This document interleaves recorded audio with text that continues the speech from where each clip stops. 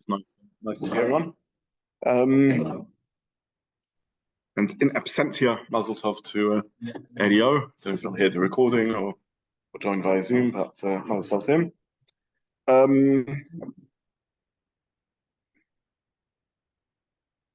So we last share on Sunday, we got caught up in a discussion about what is the prohibition, what is the Muktza status of a Muktza machmas Chisaron case. Tosfos tells us that it is also l'tzorech gufay. Is it also also l'tzorech makomai? So there's a number of ways to jump with this shaila. Last year we looked at various rayas and proofs from earlier Gemaras, later Gemaras, and so on. But let's just go with svara. So on the one hand, arguably, there's a kal v'chomer. We see in the Gemara later that that tzorech gufay has a logic. After all, you're using the keli for another function, and therefore there's more of a reason to allow it. Tzorech makomai, there's less of a logic to allow tzorech makomai. So if with Muktza machmas Chisaron kis, you can't use it even as tzorech gufay, kal v'chomer, you shouldn't be able to use it as tzorech makomai. That's one way you could think about it. Tzorech makomai is a bit more of a stretch. On the other hand, and I think Jeffrey put this argument forward, in a sense, zil basatama, follow reason. The whole logic of Muktza machmas Chisaron kis is that it is unlike any other regular kalim. Regular kalim, the whole svara of Muktza machmas Chisaron kis is that you're makbid on it not to use it for regular use, and therefore it's also it's hukta, it's not muchan, it's not prepared for any other use. But the tzorech makomai, why should there be an issue? The tzorech makomai, you're not makbid not to move it around, maybe, and therefore the tzorech makomai should be mutter. So that's one direction you could go. You could go the opposite direction and say no, the Muktza not to move it around, the non-muchan status of it, not to move it around, that is integral to the definition of Muktza machmas Chisaron kis. So basically, our two questions somewhat correlate. If we asked what's the essence of Muktza machmas Chisaron kis, is Muktza the essence of Muktza machmas Chisaron kis that you're makbid not to use it for anything else? In which case, it would definitely be Muktza l'tzorech gufay, but maybe not Muktza l'tzorech makomai.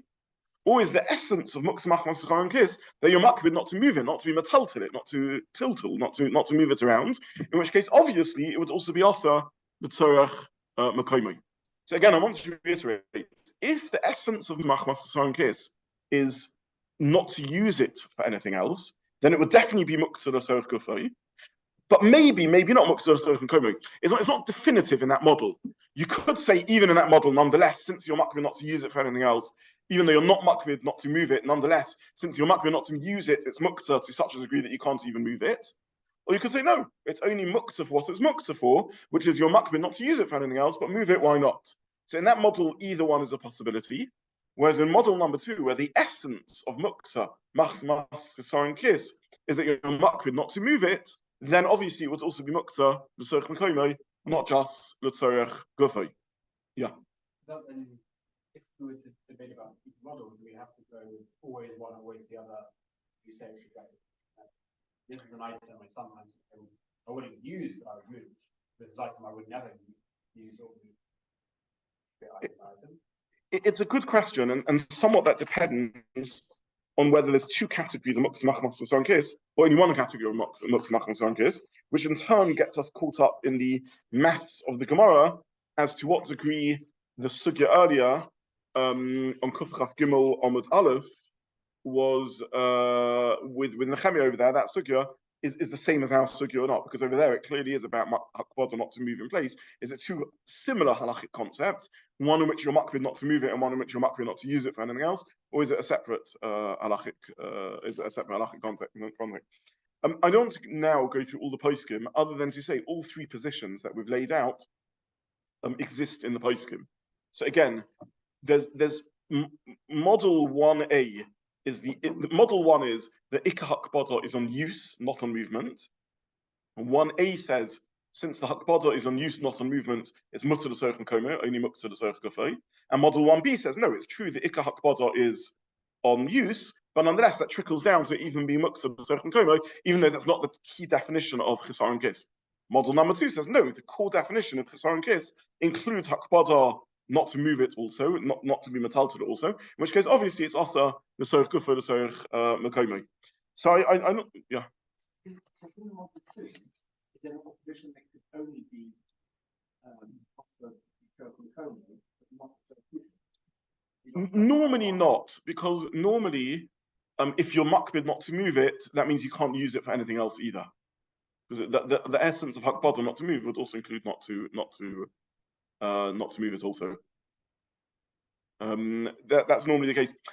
We'll see shortly, even now, where we're bringing a bit of clarity to some of the shilas we asked, I'm still ducking and diving a little bit because I'm still avoiding discussing, could you have, for now I'm assuming that the second definition, model 2, is that the essence of Muktza machmas tzarang kis is the makbid not to use it for anything else, nor to move it for anything else, tiltal.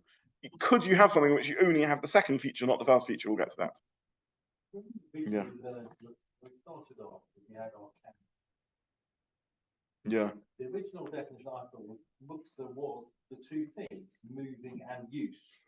So why would we're now trying to sort of split it in some way? And I thought that from our first touch into the sugya, that was a fundamental part. Well, we haven't been told this yet. There are things that don't have a use but are valuable, precious glass object. You could understand that the idea of Muktza is about moving it. So it doesn't have any. It doesn't necessarily have any use if it is simply an ornament. Okay, let me take your point separately, even though there's a link conceptually. But let me just. Your points are linked in the sense that you're bringing out a scenario that we need to think about. But let me just first answer in terms of the halachas of use. So it's true that when we began the sugya, generally we thought of Muktza as both concepts. To separate them. First of all, in terms of my haktsar, what am I makbid on? Which one is the core trigger? And secondly, in terms of movement versus use, but sorech guf and sorech makomo, what's the halacha that we're talking about? So that which was simple earlier has now become more complicated. You're right. I'm sort of agreeing with your point. In terms of your point, I hadn't really thought. I have begun thinking about other scenarios of chisaron kis, and in this shiur, I'll attempt to discuss some other scenarios. I haven't thought about your question about something which is valuable but useless, has no use whatsoever. My initial response to your question is I'm not sure there is such a thing. Meaning, I suspect that every example we come up with has at least some form of. The point is the use. You could always use a heavy glass ornament. No. No. It fundamentally has use because I think being a decorative item is a type of use. Yeah, exactly. So a mirror on a wall, a diamond, a valuable painting, a postage stamp that's a collector's item.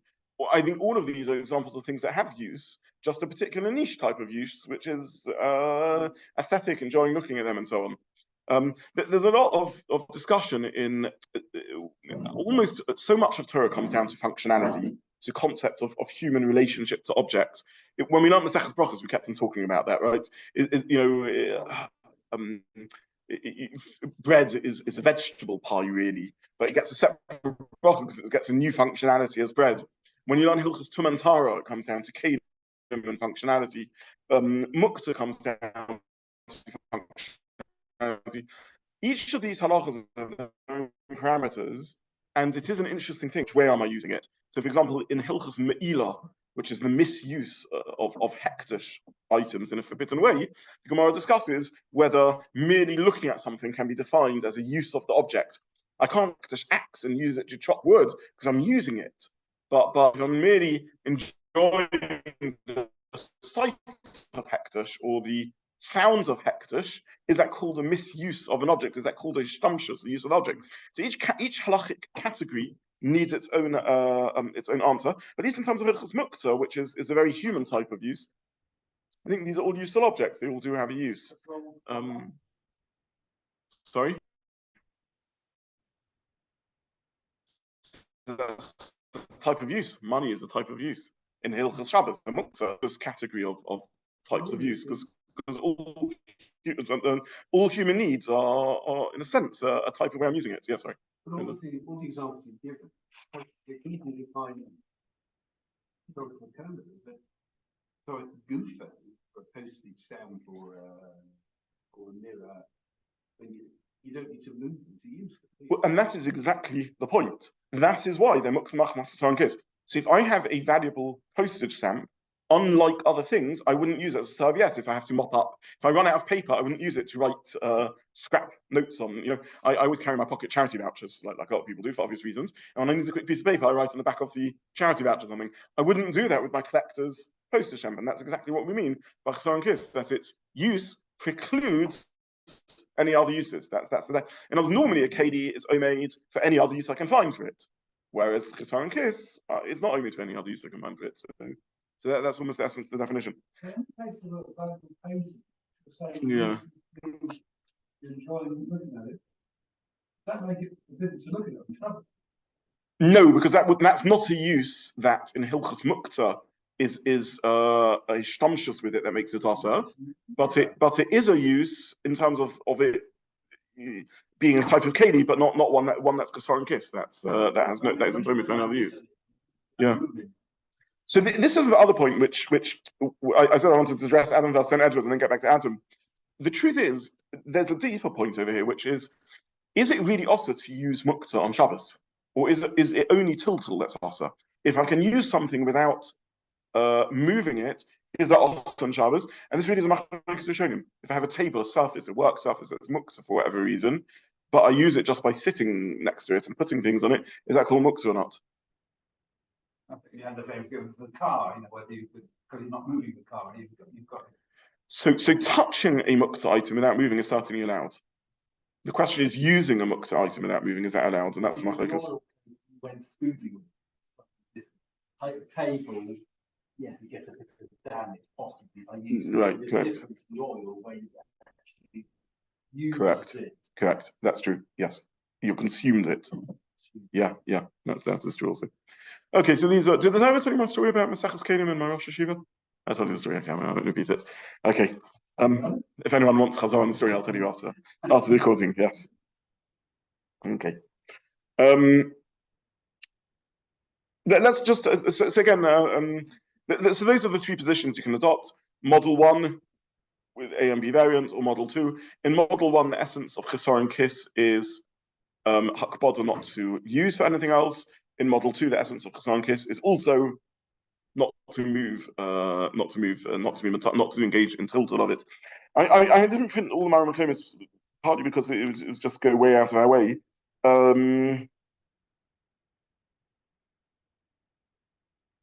Again, I just gave another example of this, which was the Ritva in Kuf Nun Daled. I printed this on the source sheets at the bottom, page 3. Just have a look at the last, just in the interest of time, there's no reason for us to go through the whole Ritva, but just have a look at the last 2 lines in the Ritva. He says, these are, I think, bloodletting tools of some sort or other. Muktza machnas Chisaron Kiss ninhu, they're Muktza machnas Chisaron Kiss. Culture Muktza machnas Chisaron Kiss. Also, the taltal afidu sochen komei. Even the sochen komis, he says this explicitly. To duchte miyachidlei, and the gam reaktei. So here again, just another example of clear. Duchte miyachidlei means you're miyachid makom for them, and the gam reaktei, and therefore you're the gam remak to them. So these are just examples of. I think the Ritz was clearly adopting Model 2. That's pretty mefurish. I think Rashi is on the side of Model 2. We saw Rashi links the 2 sugyas and writes in the Mishna. Although Rashi brings in that you're mak to it, copied alayim yachin yumakum, etc. So this is a well trodden path. I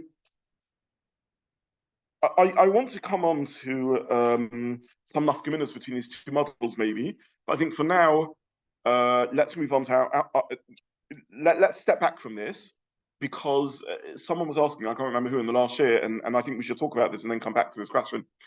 Is Muktza machmas Chisaron kiss always piggybacking on a regular Muktza and simply taking it further, or not?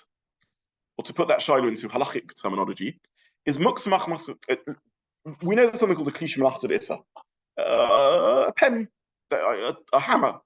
Normally, even though something is a klisha melachot issa, the lomdus of why I can use it, the sorech gufo, is because any keli is only for any other uses that I can squeeze out of it. Along comes Chisaron kiss and says, no, this is a unique keli that's not omeid for any other uses. And therefore it's a keli that becomes like a stone, and therefore it's even also the sorech gufo and the sorech nkomen.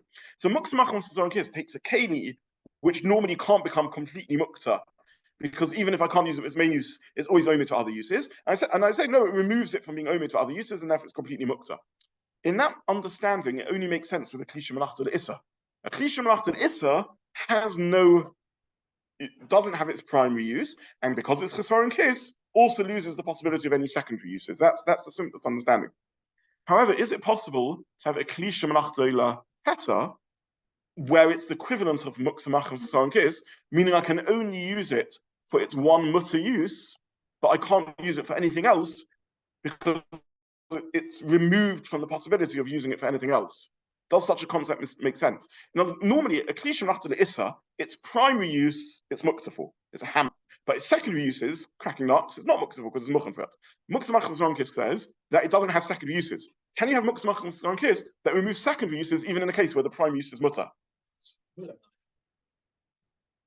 Okay, a meal knife is an interesting one because its primary use is osa, other than for the one meal I'm going to do. No example about saying where it's like a bowl that you're only going to sell. Okay, good. Okay, so in the source sheets, again, I printed some Maramakomis about this, and we definitely know of one limited example of a klisha melachot heta that behaves like Muktza machmas Chisaron kiss, which is chaburah, items that are for sale. So I hope I printed the Shulchan Aruch about this.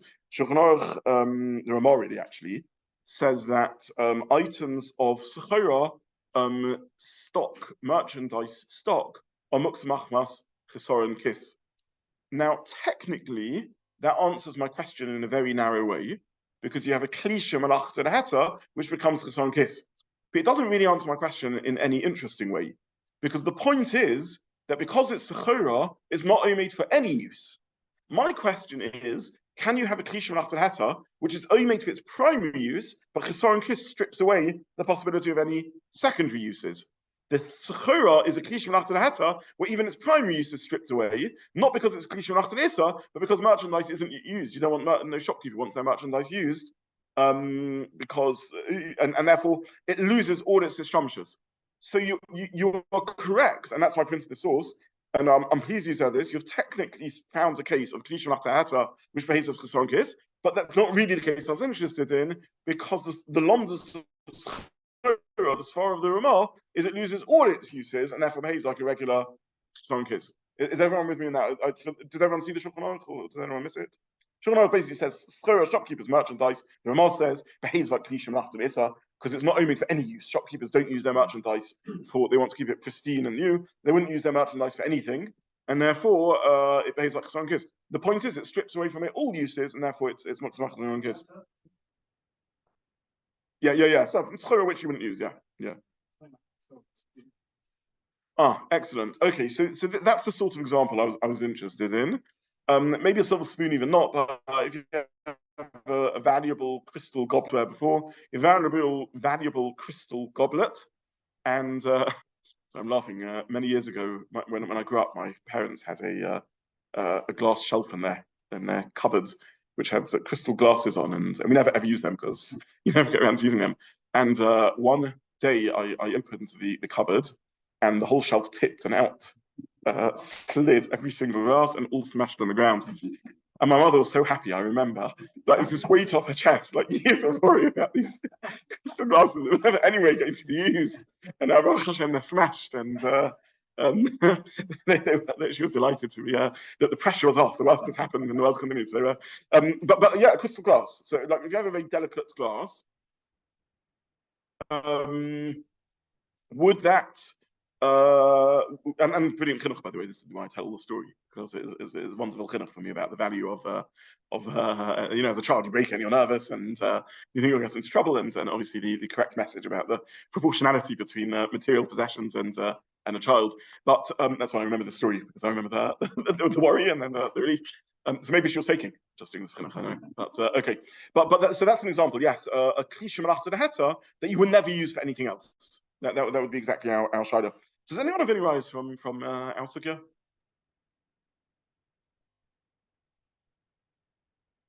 To my shaila? Again, can you imagine a scenario of klisha melachot heta where it would behave like a muktza machnos and kiss?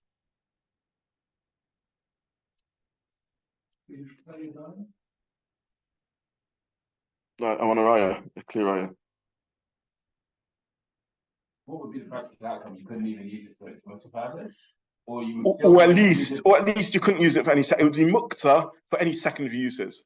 Yeah. Well, if you had a particularly sharp knife, say you were a sushi chef, and you had a beautiful knife that you only used to cut sushi. Yeah. You didn't have any fish at home. Do we have any examples in the Gemara of specialist knives? Rabbi Zobin to Chisaron. What was the word I heard? The butcher's knife, yeah. Sakina dashkavta. Rashi says this is a butcher's knife. So what is a butcher's knife? And is a butcher's knife klisha melachot is or klisha melachot heta? Is that why it's changed? Well, we'll come on to that. You're going 3 stages ahead, but you're right. What is a butcher's knife? Well, I think he used to slice meat. Is it also to slice meat? Carve like bone or to carve cuts. Is any of that also on Shabbos? Okay. So raw meat is muktza. But are you allowed to cut meat on Shabbos though, in principle? So I don't know. I'm bringing this to your attention that in Tosfos he learns it's a sakin shel shchita. We have a very nice answer, right? It's a klisha melachta l'issa, and it's muktza machnos zoran kis. Sakin da ashkavta, according to Rashi, he says hakatzavim makapsim babasa. L'chor is just a meat knife. I mean, it's a meat knife that's used for butchers. Some raw meat.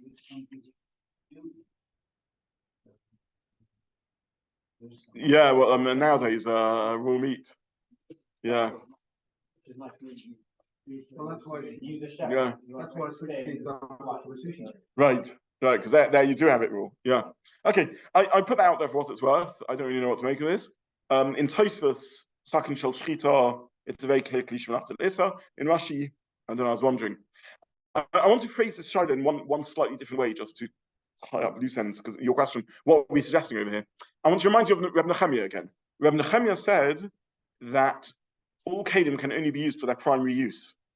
The Chomim argue, right? The Chomim argue, we don't pass it like that. And then the Gemara says, Hakol Moedin, what's Hakol Moedin? Everyone agrees to Rabbi Nechemiah.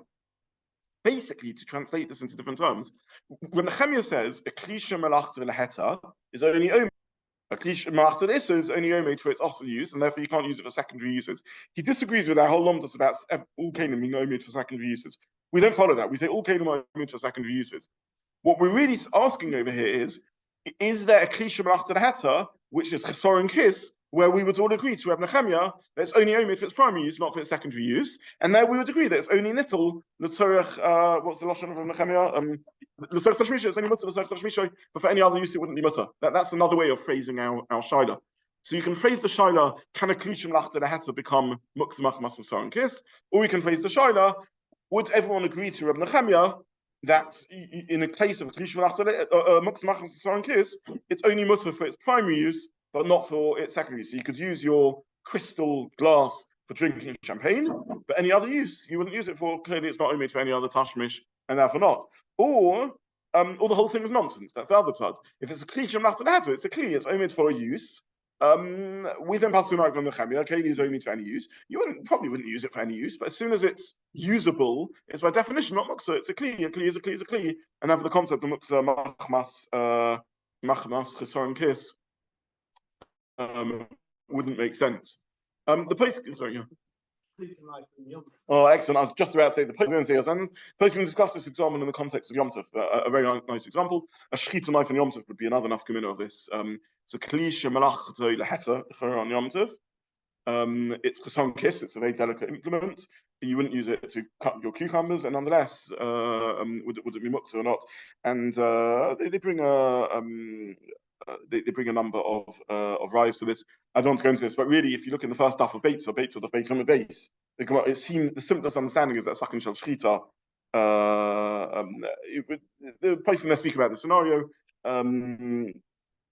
So again, this is enough minute.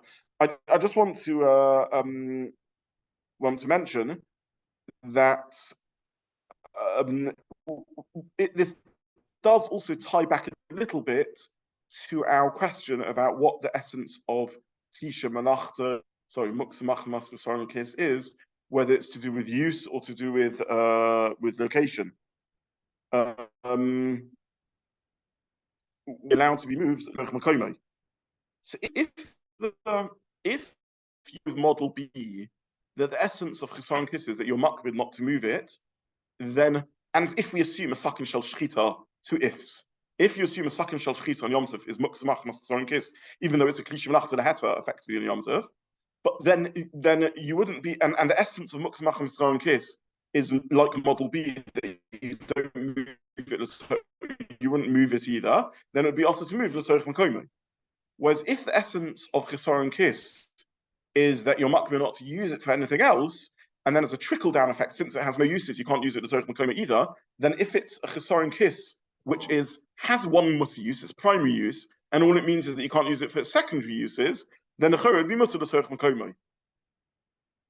Yeah, you could argue slightly differently as well, because a shechita knife that might be contained within a box, which almost is its own mokro. So by moving the box, if you're not really up with the mokro in the room, you're up with the mokro in the box. That's true, and that you're right. This what I'm saying is not ironclad. Nonetheless, if your model of Chisaron Kiss is yichud makom, and a Sakin Shel Shchita is classically understood to be Muktza Machmas Chisaron Kiss, then it seems people wouldn't move it around needlessly. It's not only to be moved around, even though it's in a box, and therefore it would be also the Tzorech Makomai. A Sakin Shel Shchita, Tosha says, is Muktza Machmas Chisaron Kiss, and if we learn that Chisaron Kiss means the Tzorech Makomai, then it must be that again, it's very hard to do a certain. How many of you move around your Sakin needlessly? Because there's a sort of lomdus over here, which is understand that by default it's not moved around unless there's a good reason to move it around. You move sometimes, even if a valuable picture or a postage stamp or valuable vase, which are clearly your yachid lahem makom. Yachid lahem makom never means that people never move houses, redecorate their homes. Yachid lahem makom means its place should be till there's a reason contrary, as opposed to kelim, which are just casually move around as needs must. So it could be I mean, if Tosha's list is, and if we understand that means it's miyachid makom, as Rashi tells, then that's called yichud makom. We shouldn't move it around needlessly. Okay, we're finished with our time for the. Emir Hashem, Sunday will be the final show. I'm talking about sort of cloddy our job. Everyone, good evening. And we're looking pensive. Yeah. Yeah, good evening, Josh. Let's go.